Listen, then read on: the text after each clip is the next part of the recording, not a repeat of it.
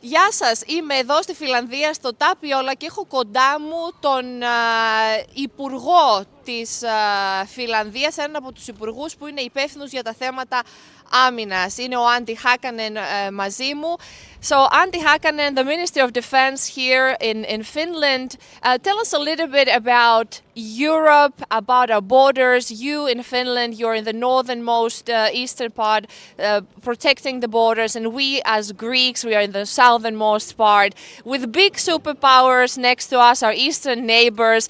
What is your perspective in terms of the European security?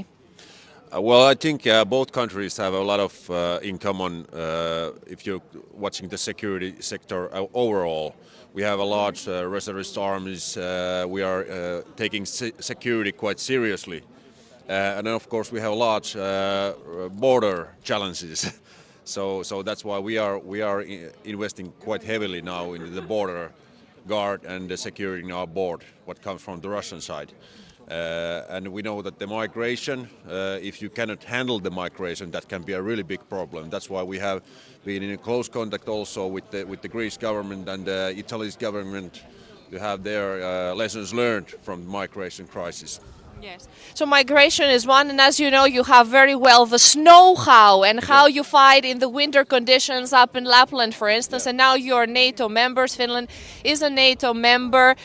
What lessons do you think that Finland can teach to the allies and within the EU level, and of course in the NATO, and what lessons Finland, as you mentioned, can learn in terms of immigration, what happens in the Mediterranean?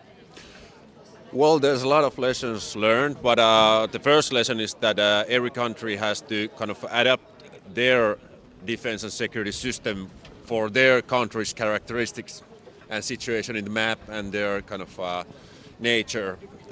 So that's why I think that the Finnish model is suitable for Finland. But for example, we have a large reservist army and conscription system. That's a good one for if you have this kind of wide areas like in Finland to be defended.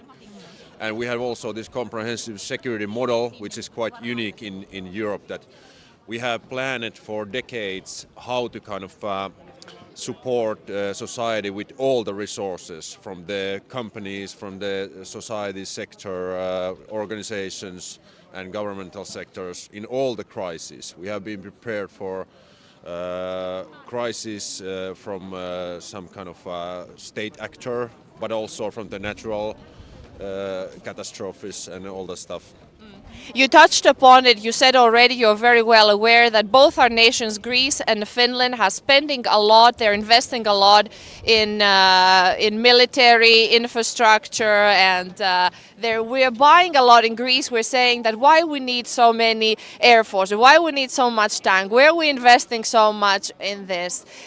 Is the discussion in Finland, are the Finnish public wondering why we're spending so much for our defense? Because in Greece, the people are saying we need better schools, we need better services. In Finland, have you managed to keep the balance between keeping the schools and the infrastructure at the social welfare in a high level and also supporting with the budget the investments in the Finland's defense?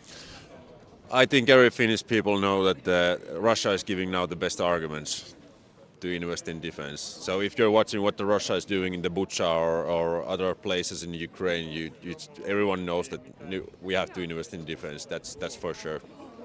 Right. Thank you so much. Thank you so much.